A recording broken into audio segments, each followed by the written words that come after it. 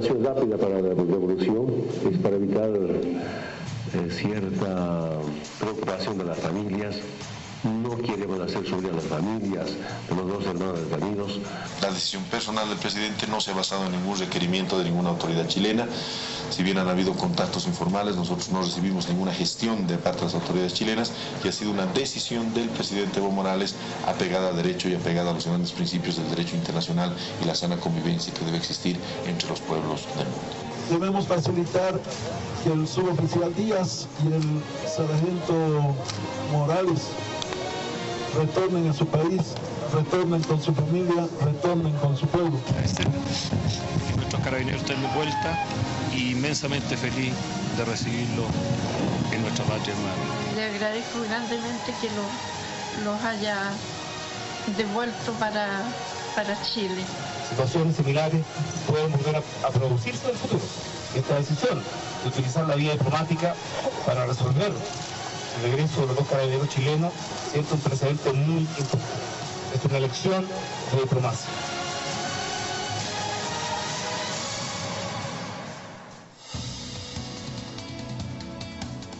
Escuchaban ustedes ahí al representante de Chile. Es una lección diplomática de la diplomacia boliviana. Eso es lo que ha sucedido este fin de semana con arduo trabajo también en torno al Poder Ejecutivo, las autoridades y la información. El ministro de Justicia, Héctor Arce, con nosotros. Buenas noches, ministro, un placer tenerlo. Buenas noches, Priscila, un saludo cordial a toda la audiencia y como siempre un gusto estar aquí en el programa. Bueno, ustedes veían ese resumen junto al ministro de todo lo que ha pasado el fin de semana. Han pasado muchas cosas, pero la decisión al parecer fue la más acertada. Así es, Priscila, ha sido algo tan rápido, así tan rápido como llegó, tan rápido terminó. Como deben ser este tipo de incidentes, como lo sostuvimos siempre, como lo mencionamos siempre, como lo mencionó el presidente desde un inicio cuando ocurrió el hecho de los 9 compatriotas detenidos en Chile. Son incidentes de frontera, en este caso hubo claridad en los hechos, ¿no es cierto? Estaban en territorio boliviano, no cabía duda alguna. 7.5 kilómetros de la línea de frontera, de acuerdo a 2 sistemas de medición de GPS satelitales. Ellos indicaron de que estaban persiguiendo un vehículo sobre el que no se encontró ninguna evidencia.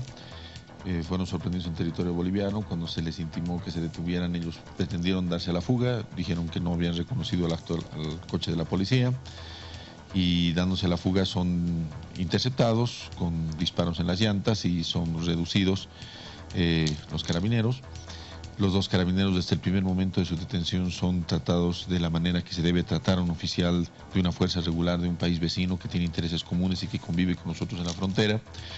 Ellos han sido trasladados a la ciudad de Uyuni en condiciones absolutamente salubles, han sido tratados siempre como oficiales de la Fuerza de Carabineros de Chile, siempre con el respeto y con la dignidad que deben merecerse. Por supuesto, fuerzas regulares de uno o de otro lado en cualquier frontera.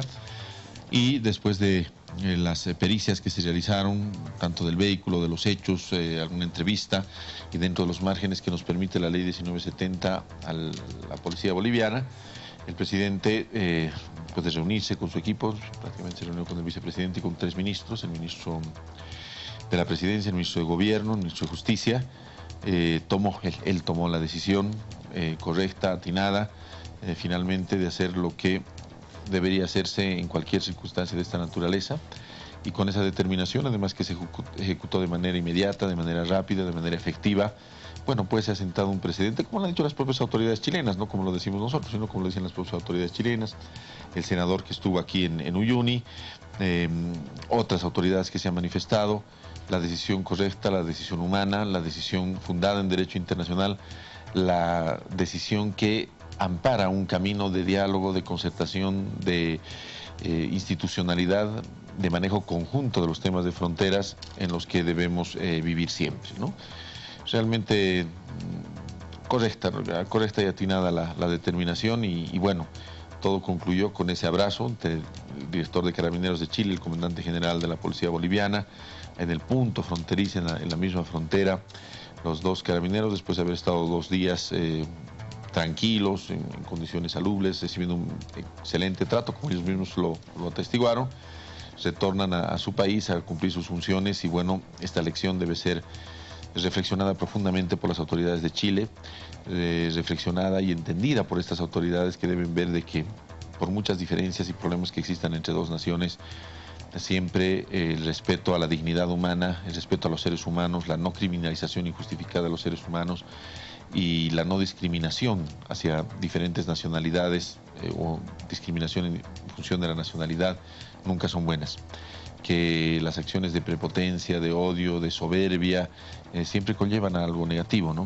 Y por el contrario, las lecciones de humanidad, de conciencia, de razonabilidad, de apego al derecho, de criterios sanos, ¿no es cierto?, como las que ha tenido nuestro presidente, conducen a unir esfuerzos, conducen a unirnos, a integrarnos, conducen a construirnos en definitiva un futuro mejor, ¿no? Ahora, yo creo que es la gran lección de estos 2 o 3 días que nos ha tocado vivir, Priscila. Ahora, ministro, pareciera que no se quiso hacer gestiones, por lo que se entiende, lo dijo el propio presidente Evo Morales, dijo, enviaron una comunicación, hablaron, no recuerdo el cargo que tenía este funcionario chileno, y decía, ustedes decidan, ustedes vean, sí, ¿no? Solo queremos corroborar que están detenidos. O sea, no hubo ninguna intención de hacer ningún protocolo diplomático para poder recuperar a sus 2 compatriotas. Todo fue por el gobierno boliviano. Nosotros siempre estamos en honor a la verdad. El presidente Cial nos ha enseñado, presidente, pues que jamás hay que mentir, y en honor a la verdad hubieron comunicaciones, pero no hubieron ninguna gestión, no hubo ninguna solicitud oficial, hubieron unas comunicaciones tibias, una comunicación principalmente del viceministro de Régimen Interior, entiendo del Ministerio del Interior de Chile, que tiene una estructura constitucional un poquito especial. En Chile no hay vicepresidente, el Ministerio del Interior asume la presidencia, es una especie de vicepresidente, es una figura constitucional especial que en algún momento nosotros la estudiamos. Y el subsecretario, que tiene un rango también importante, habló con el ministro Romero, le confirmamos la información y él dijo que ellos iban a respetar la decisión que nosotros tomemos. Esa fue la comunicación. Y bueno, ellos esperaban la determinación, no hicieron gestiones directas y fue el presidente el que directamente tomó una decisión y hizo esa aclaración, no en función de expresar ningún criterio negativo en relación a las autoridades de Chile, sino en función a la verdad, en función a lo que es correcto. No recibimos ninguna solicitud formal, ningún análisis formal, ninguna petición formal para que esto ocurriera. Más bien fue una determinación que la tomó el presidente Evo Morales con el grupo de ministros y el vicepresidente que lo acompañamos en ese momento. Hubo un debate en torno a este tema, porque el ministro Carlos Romero dijo tuvo que dirimir el presidente porque no fue unánime. Algunos querían sí un proceso como el que había sucedido en Chile.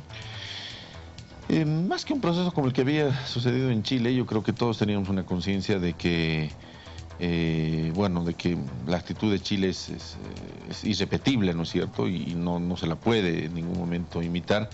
Sí vieron algunos criterios diferentes sobre los procedimientos, ¿no? Que son naturales cuando hay abogados de por medio.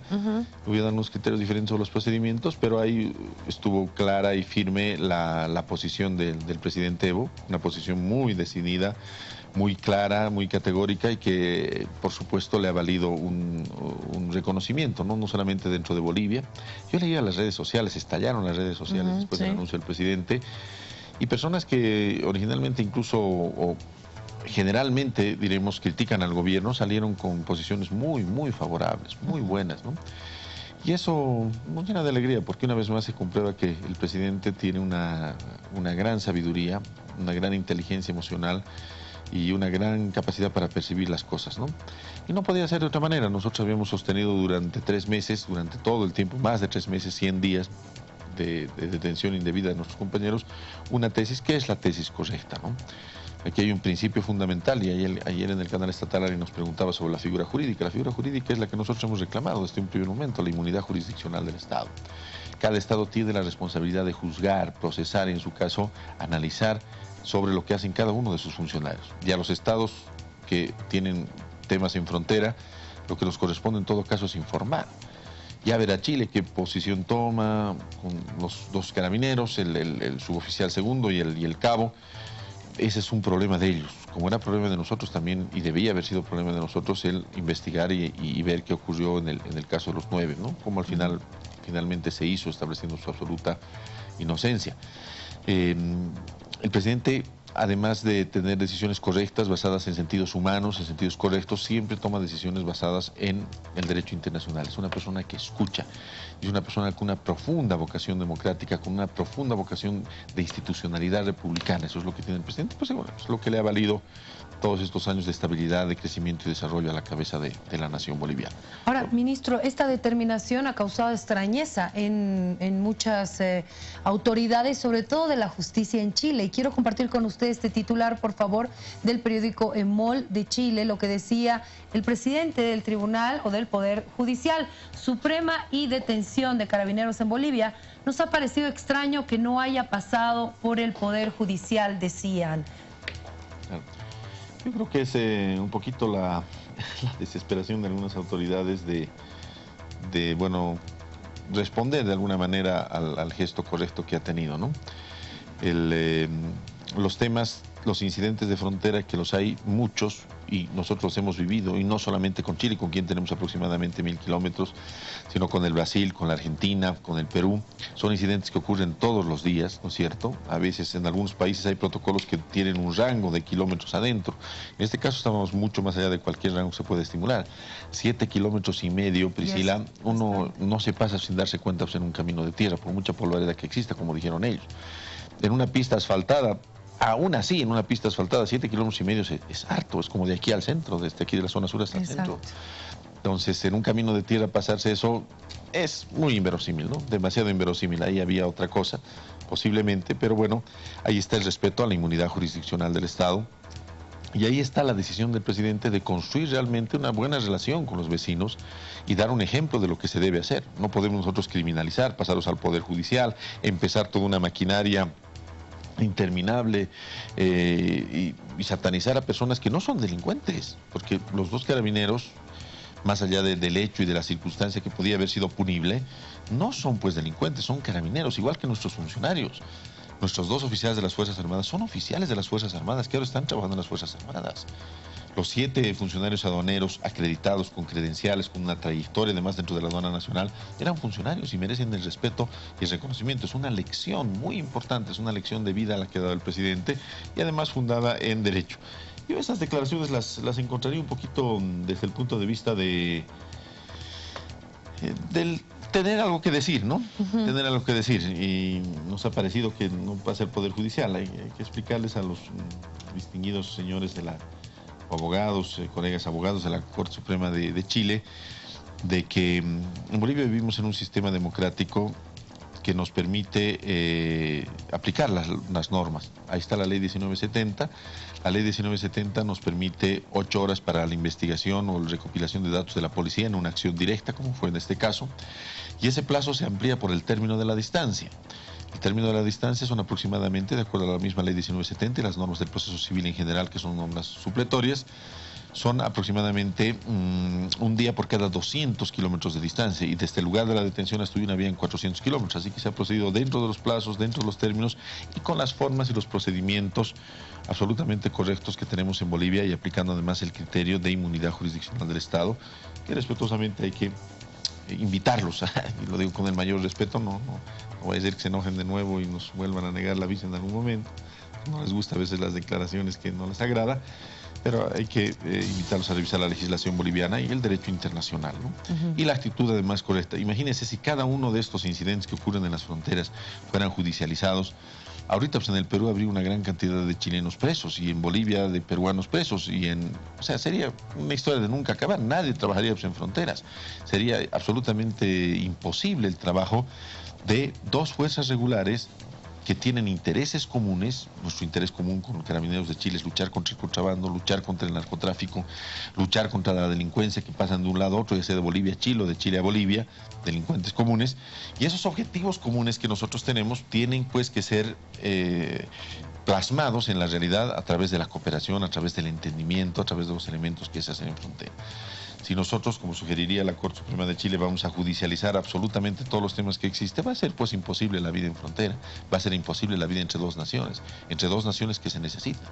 Priscila, el norte de Chile vive prácticamente el comercio boliviano, eso es uno de los grandes secretos, y nosotros necesitamos como fruto de la cercenación y la invasión del año 1879, necesitamos el libre tránsito que está establecido en el Tratado del 20 de octubre de 1904. Por lo tanto, necesitamos ambas naciones la una de la otra, y son incidentes que ocurren en frontera por el delito. En el caso nuestro estamos persiguiendo contrabandistas que fueron encontrados, los contrabandistas que están procesados en Chile, a estación Arqueros. En el caso de los carabineros estaban persiguiendo supuestamente un vehículo que nunca se lo encontró. Pero nosotros tenemos que tener fe pues en lo que nos dicen las autoridades de un país vecino. No porque estemos en un momento difícil las vamos a criminalizar, va a salir en nuestra, como en este caso, nuestro presidente salió más bien para amparar, para tratarlos de hermanos, para hacer lo correcto, para darle paz y tranquilidad a una señora ancianita que en su forma de actuar, respetable, dignísima la señora, es pues una representación de lo que es el pueblo chileno, ¿no es cierto? De cómo quiere el pueblo chileno. Y cómo le agradece al presidente también, claro, ¿no? Exactamente, como una persona humana. Y esa señora, al igual que todos los chilenos en particular, son la razón de la existencia de la nación chilena, así como todos los bolivianos, incluidos nuestros 9 bolivianos que fueron injustamente detenidos, procesados, encarcelados y condenados en Chile, en su individualidad son la razón de la existencia del Estado. El Estado existe porque existe usted, porque existo yo, si no, no existiría. El Estado existe para proteger a los ciudadanos, y en la individualidad, cada persona, cada ser humano es tan importante como la existencia misma del Estado, ¿no? Este es un principio que hay que saberlo manejar, que hay que entenderlo muy bien, y que el presidente lo maneja muy bien.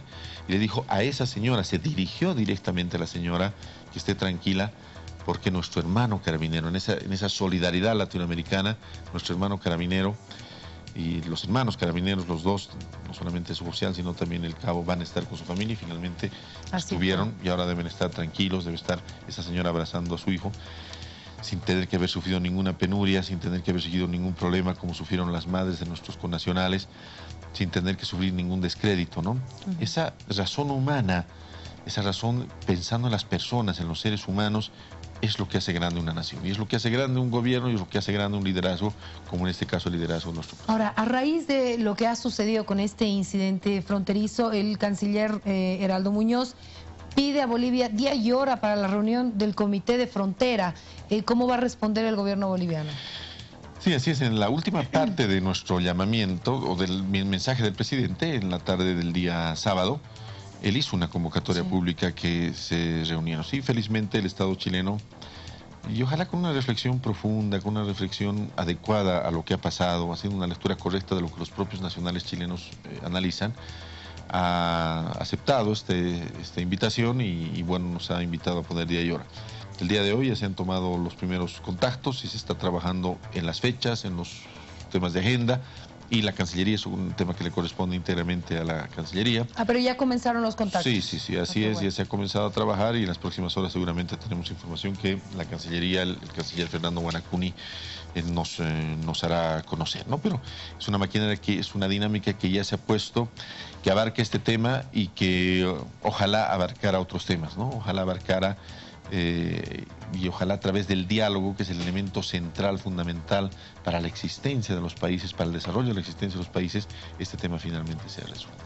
Bueno, permítame cambiarle de tema, por favor, ministro, porque tenemos otro importante que tiene que ver con la justicia, y es el caso de Reinaldo Ramírez, este joven que ha sido acusado siendo inocente. Se ha destituido a los jueces, al fiscal, y habrá procesos.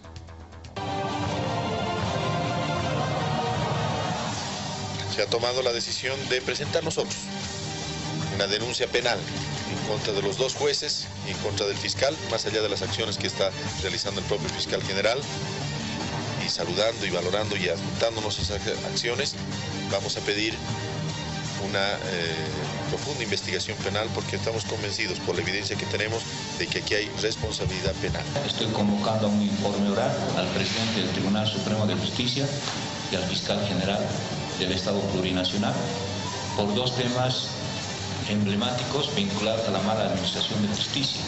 El hecho de ocultar pruebas, de desoír la verdad objetiva, el hecho de fallar contra la norma, tiene nombre, son prevaricato, incumplimiento de deberes. Por el bien de la justicia boliviana, quienes han causado este daño deben responder penal y civilmente por el daño que le han causado. Si existe indicios de responsabilidad, la Comisión de Justicia constituirse de oficio en parte civil para promover que estos delincuentes judiciales que han transgredido la Constitución estén en la cárcel.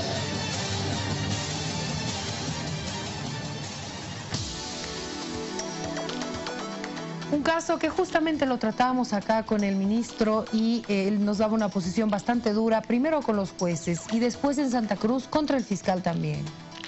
Así es, aquí hay responsabilidad de un fiscal y dos jueces, ¿no es cierto? El fiscal porque, como explicábamos en la conferencia de prensa esta mañana en el Ministerio de Justicia, una prueba fundamental, una prueba pericial fundamental que establecía que no era el señor Ramírez el autor del crimen, que era otra persona, ¿no es cierto? En ese momento no estaba identificada, pues el señor Moisés Vascope, pero esa prueba fundamental que la recibe, la conoce el fiscal, no la ingresa en el memorial de pruebas. Él conoce el informe pericial es del 15 de noviembre, él la recibe el 24 de noviembre y él presenta sus pruebas el 22 de diciembre. Es decir, un mes conoce, está en su conocimiento, está decretada la prueba y no la presenta. No la presenta en el juicio justamente para torcer la verdad. Ese es un hecho doloso, ese es un hecho criminal.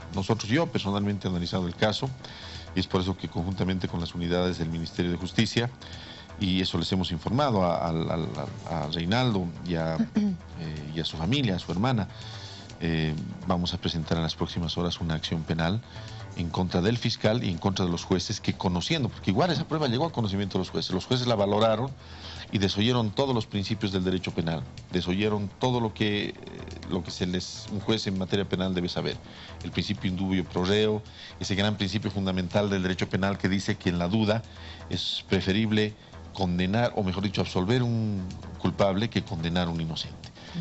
Y este es un caso, Priscila, bastante sui generis, es un caso único, yo diría. Siempre quienes somos estudiosos del derecho hemos conocido los casos de injusticias, ¿no? De personas, en Estados Unidos hay varios de estos casos, que personas inocentes finalmente han sido incluso asesinadas, sometidas a la pena de muerte. Ahí está el caso Sacco y Vanzetti, por ejemplo. Ahí está el caso del bebé Limber, ¿no? El año 1932. Hay algunos casos emblemáticos, pero ninguno es como este. Uno puede equivocarse cuando el asesino o la persona injustamente inculpada de un crimen tiene alguna relación, es parte de la familia, es parte del entorno, es parte de los amigos. En este caso, el señor Reinaldo Ramírez no era parte del entorno, de la familia, no era su pareja. Las pruebas telefónicas demostraron que nunca jamás hubo una comunicación entre ellos. Ni en las redes. Ni en las redes, ni nada. ¿Cómo no puede tener una pareja y nunca llamarle por teléfono? Primera pregunta elemental que esos jueces deberían hacerse, que esos jueces criminales deberían haberse hecho. ¿Cómo es posible que alguien tenga una relación en este mundo moderno y nunca se llamen por teléfono? No era parte de su entorno sentimental, no era parte del entorno familiar, no era parte del entorno de amigos, ni siquiera vivía en la misma ciudad. Claro, porque él es cochabambino. Ni siquiera, claro, él es cochabambino y se fue a vivir a Montero. En Montero, imagínate. Y este crimen ocurre a 30 y tantos kilómetros en la ciudad de Santa Cruz, en otra ciudad.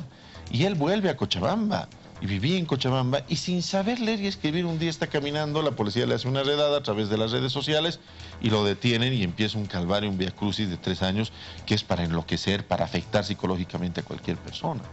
Yo con todo respeto le digo a mi amigo el diputado Borda, ya tenemos todos los elementos, es tan claro como eso. Hay veces que no hay que ofender a la inteligencia de las personas. Muchas veces los abogados decimos, vamos a investigar, vamos a analizar, vamos a ver. Sí, las cosas están claras. La verdad está frente a nosotros grande como una montaña. Aquí ha habido negligencia, ha habido acciones criminales y el objetivo era mostrar un culpable. A eso quiero llegar. Nuestra sociedad parece que exigía eso y los jueces, sin tener en cuenta que están jugando con la dignidad humana, que están jugando con la dignidad de una persona, pusieron un culpable. Y este falso culpable, esta persona inocente, solamente pudo salir cuando apareció el verdadero culpable. Ahora, ministro, quiero ir a eso, a ese análisis. O sea, las leyes que protegen a las mujeres, el feminicidio, pareciera que no ha bajado el índice de las muertes. Es que la respuesta punible nunca es la respuesta correcta. Ahora, ¿qué está pasando con el tema de esta presión social cuando hay un hecho de feminicidio? Tiene una presión mucho más fuerte. Entonces, aquí es como que todos se hubieran puesto de acuerdo, los jueces y el fiscal, en una mesa y decir, oye, tenemos que dar resultados y tenemos que encarcelar a alguien. A ver, ¿quién se parece? ¿Qué está pasando? Tú te pareces adentro. Es así de inicuo. La solución punible no siempre es la solución, ¿no? Y eso se ha analizado desde años. En Estados Unidos, Priscila, hay estados que mantienen la pena de muerte y en esos estados sigue habiendo delincuencia y hay más delitos castigados por la pena de muerte. No es la solución, la solución punible. En Bolivia, desde hace un tiempo, y a mí me ha tocado también vivir eso cuando tengo mi paso en la presidencia de la Cámara de Diputados, siempre creemos que una buena ley es aquella que penaliza la conducta humana, ¿no? Hemos hecho una ley anticorrupción con tipos penales, una ley de protección de las mujeres con tipos penales, una ley contra el consumo de bebidas alcohólicas con tipos penales, una ley para la tenencia de animales con tipos penales. O sea, siempre hacemos leyes con tipos penales. Siempre queremos penalizar la conducta humana para que se diga, no, por miedo a la pena y a la cárcel, la persona no va a hacer esto. Pero la realidad es falsa. El problema de la justicia en cuanto a lo normativo, lo estamos trabajando ahora con la Comisión Codificadora, tenemos ahí a los 10, yo considero los 10 mejores profesionales que tenemos en Bolivia en materia jurídica, a la cabeza del doctor César Villarruel, uno de los grandes codificadores de nuestro país, que trabaja con nosotros en el Ministerio de Justicia, y analizamos con ellos, con este grupo de selectos profesionales del derecho, además profesionales sanos, comprometidos con la nación boliviana, analizamos cuál es la solución desde el punto de vista normativo. No es la penalización, es trabajar profundamente en la conciencia de la gente. Mucho más efectivo que decirle al feminicida le vamos a dar 200 años o 300 años o cadena perpetua o castración química o todas las cosas horrorosas que nos podamos imaginar desde el punto de vista punitivo.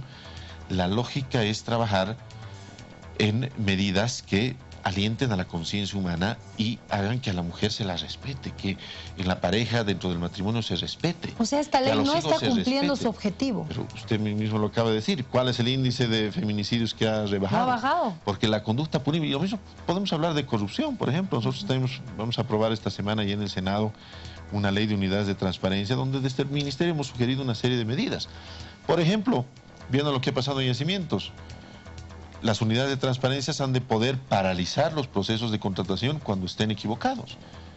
Esta es una respuesta no desde el punto de vista punible, es una respuesta desde el punto de vista preventivo. ¿Quiénes van a definir quiénes son directores de estas unidades? Las unidades de transparencia van a tener la potestad de paralizar los procesos. ¿Y quién define quiénes son?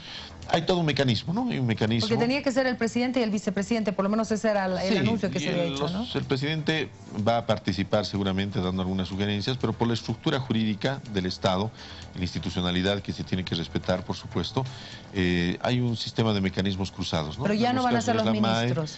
No, ya no van a ser las MAES o en las entidades descentralizadas, como el caso de yacimiento, las empresas autárquicas han de ser las cabezas de sector. Hay un sistema cruzado, ¿no? Pero por esto solamente como ejemplo para que veamos cómo es posible